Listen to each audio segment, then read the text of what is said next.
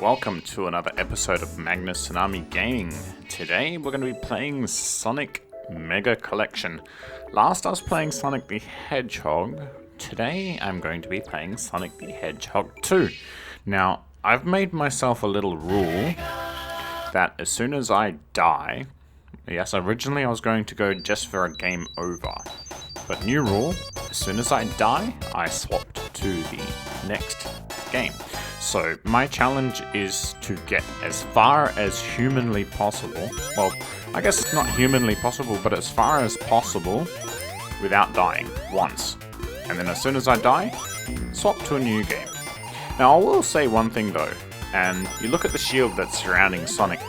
On the actual Mega Drive version, that animates properly, but in the Sonic Mega Collection on the GameCube, that shield never actually animates properly, so I'm not sure whether that has something to do with the refresh rate. And where the hell did Sonic go then for a second? You notice that? Sonic just completely disappeared. Is that a glitch, or is it just something to do with the way they emulate this console? I honestly wouldn't know. But I grew up playing this game. It was like my absolute favorite game as a kid. I would play this for hours and hours on end. I'd love to hear you guys share your favorite memories or moments of games that you loved as a kid. What is one game that you just couldn't put down, a game that you loved to play? For me, it was this exact game. You know, it brings so many memories back, and this level, these bonus levels, honestly, like, they are a feat of technology back in the day. The way they did them is absolutely amazing. If you guys are curious, there's a YouTuber out there called Modern Vintage Gamer, and he actually goes through how this was actually done with hardware, and it's really amazing how they managed to do it with such limited space and technology. So they did amazingly well. I love learning about things like that. You know, the technological, what's the word I'm trying to look for? The technological limitations, and people that managed to, you know, create these games within those limitations and really push the hardware, to its maximum capability. I think that's one thing that a lot of developers these days really don't have that challenge, because, you know, gaming hardware is so far advanced now, and programming has come such a long way. And I'm sure there's still probably a lot of limitations, but I'm guessing the limitations nowadays would be nowhere near the limitations that we would have had back in the 8-bit or 16-bit era. I mean, could you imagine you only had so many bits or bytes or kilobytes to work with? Nowadays, you know, games are in the thousands of gigabytes, you know, hundreds and thousands of gigabytes.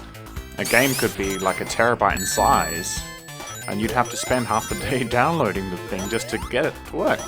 These games, plug in the cartridge and off you go. And you imagine the amount of effort, time, research, programming to compress it all down, everything. Gone are those days, and that's why I guess I could appreciate console gaming and the retro gaming just so much more, because a lot more effort would have had to have gone into this to research to make sure it would work properly.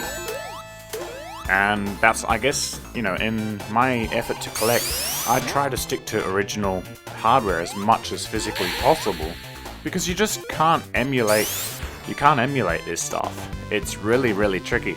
And even then, like, yes, you've got this stuff like Sonic Mega Collection, Sonic Gems Collection that you can get on console, and they generally run pretty well. Like, legit, they're almost a one-for-one copy.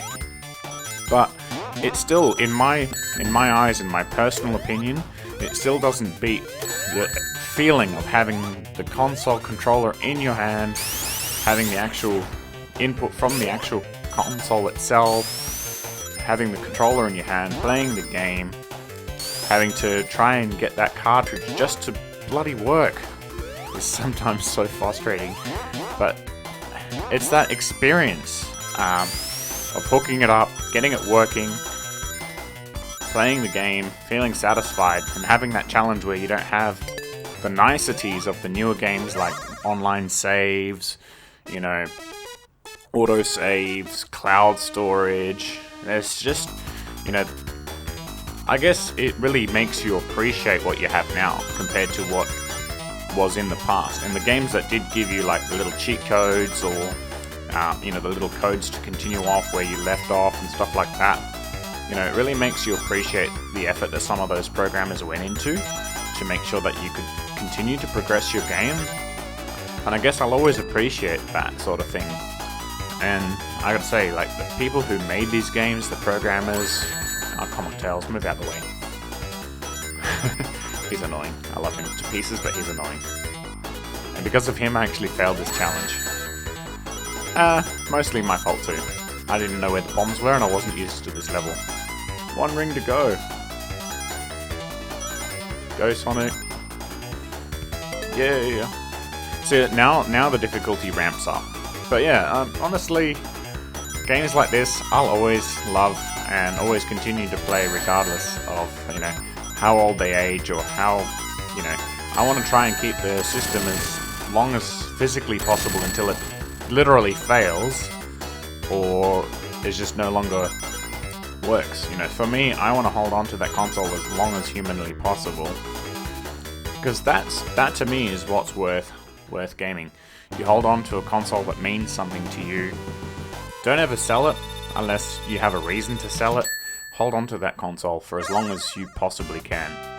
Like, I've still got my original Nintendo GameCube that I first purchased from Kmart with Tony Hawk's Pro Skater 4 in a sandwich Ziploc bag because it didn't have a case. I still have the game, and I went out and bought a jewel case for it and printed out the cover. I found a cover online. And it's just, you know, the memories like that you can't really replace that are associated. And yeah, sure, you can call me nostalgic, you can call me emotional, I don't mind. But that's the things that I associate with gaming, you know, and why I love retro gaming, per se.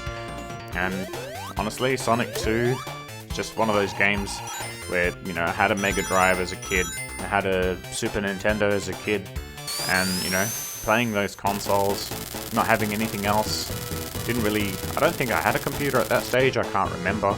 My memory's shocking too. That comes with age. Maybe I don't give myself enough credit. I mean, my memory's not that bad. I'm definitely working on it.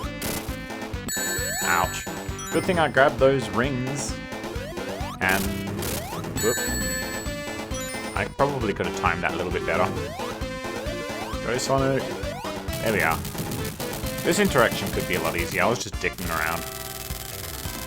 You know the thing I don't understand? Sonic destroys Robotnik, but he always manages to get away. I always like doing this bit. Kind of sounds like Sonic and Tails are like revving each other up. Now to my favourite zone. Chemical Plant Zone. Honestly, I gotta say, I love the music in here. Have a listen.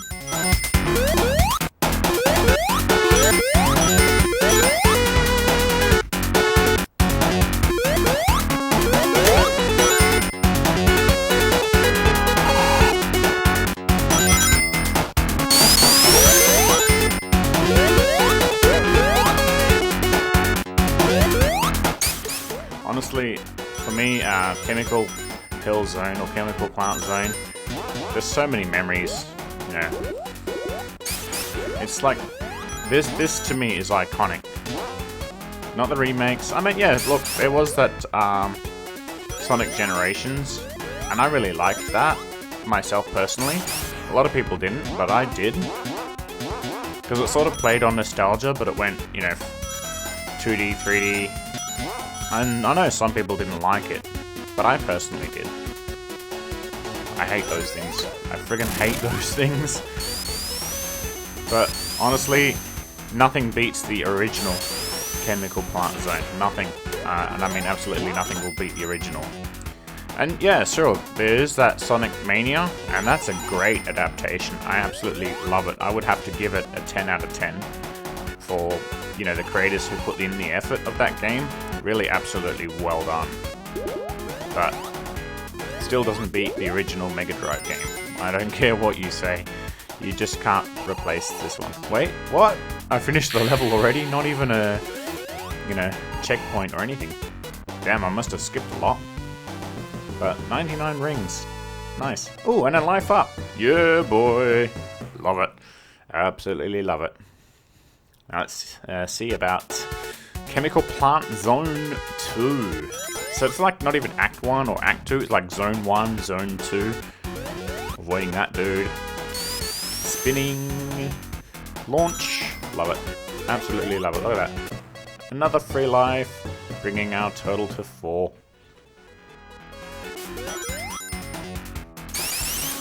And this part. I always love this part. I don't know why. Even though sometimes it's short, just like being thrown around in the little pipes, watching Sonic run around, being thrown around the stage, high speeds where you know blink an eye and you'll miss it. And then there's like the slower parts like here, which I don't mind. They can be aggravating or frustrating, but it challenges you. Ah, you bastard! You fucking bastard! See why I hate them so much? And then in the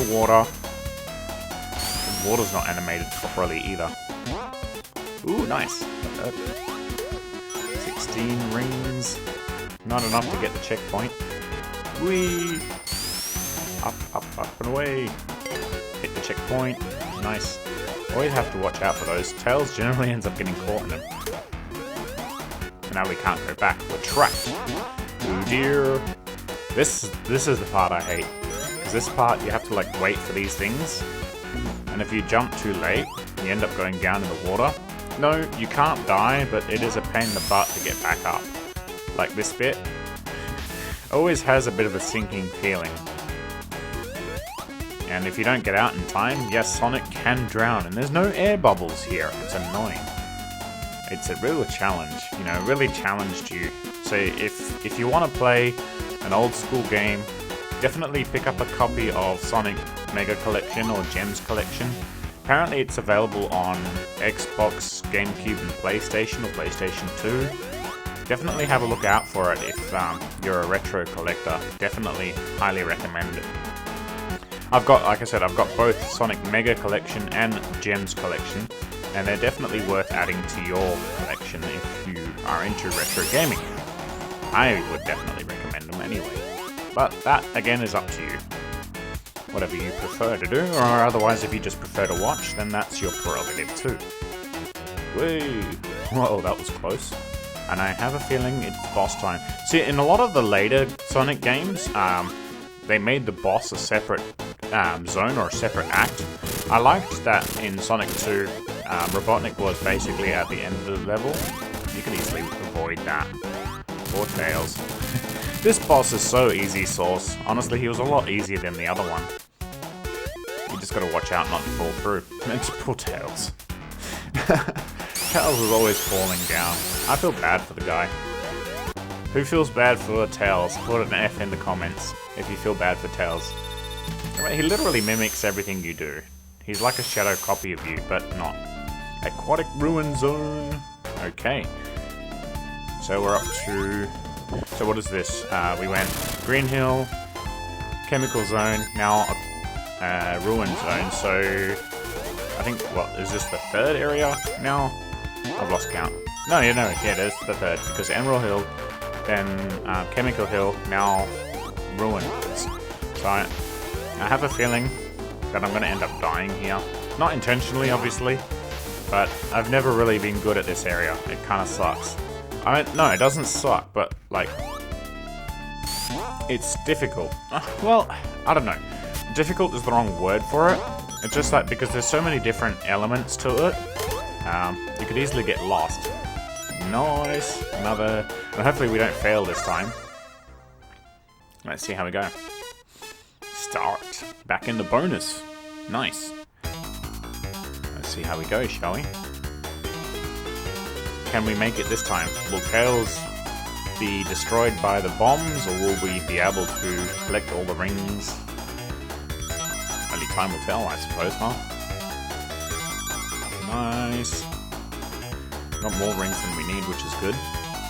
Tails has only collected 4. Meanwhile, I've collected like 64. The trick is to make sure that Tails doesn't collect any, because if he runs into those bombs, he can actually hinder you quite greatly. Come on, Sonic. Ooh. See what I mean? If you don't move in time, you'll get hit by them and screw you up. But honestly, I wish you could do this with just Sonic alone and without Tails, because that would make things a lot easier. Because he lagged, I think it's not really lag, but he's sort of like, his actions are about a fraction of a second slower than yours, so you sort of have to preempt what's coming before the bombs come. So if you can see it, try not to move towards it, otherwise Tails will suffer immensely and then screw you up. So you sort of have to stay 2 steps ahead, if that makes sense. Nice. Now look at that. We got the emerald after all. And that's a total of 2 emeralds. Sonic got a Chaos Emerald! Yeah, boy. That's what I'm talking about. Now, I got a good question for you guys. Have you actually ever gotten all the emeralds without cheating? With your own merit and your own skills? Like, legitimately, have you actually beaten... Oh, look at that. What actually fucking got me? Whoop. The ruins are breaking apart, people! But yeah, back to the question. Have you guys actually managed to beat or get all of those... I'm trying to think of the word here. All of the emeralds without cheating? I would love to see the footage or evidence that you guys have managed to do that without cheating. Like, if you guys have got a recording or a stream, join my Discord and share a link, or message me on Discord. Hey, I don't mind. Reach out to me anyway. I'd love to see if you guys have actually beaten this game with all emeralds without cheating. And what I will do as a bonus is I will highlight your channel on my YouTube channel. That's what I'll do. I'll give you a shout out. That's the deal. But yeah, so now we got through Act 1. Now it's Aquatic Ruin Zone 2. Interesting. It says zone there, but when you finish it says act. So which one is it? Is it a zone or is it an act? I think the game's confused. It's like, am I a zone? Am I an act? What am I? No, I don't know what I am. Oh my god. Just having a bit of fun, you know? You gotta have a bit of fun, otherwise, you know, life is too short to be serious all the time, you know? That's why I say, pick up a game. Uh-oh. Who loves that dreaded or hates that dreaded music? The only issue is that when you actually grab the bubble for air, you're leaving yourself vulnerable to enemies. No! Those darn arrows. Darn almost near killed me. That's not cool. Those arrows are rude. Uh-oh. Uh-oh. Uh-oh. Uh-oh. Uh-oh. Uh-oh. Uh-oh. Uh-oh. I dare say this is game over. Bye. Thanks for watching. Thank you for watching today's video. We have a Discord server if you'd like to join. Check the description below. If you enjoy my content, please hit that subscribe button, like or share. Stay tuned for the next future video, and I hope to see you soon.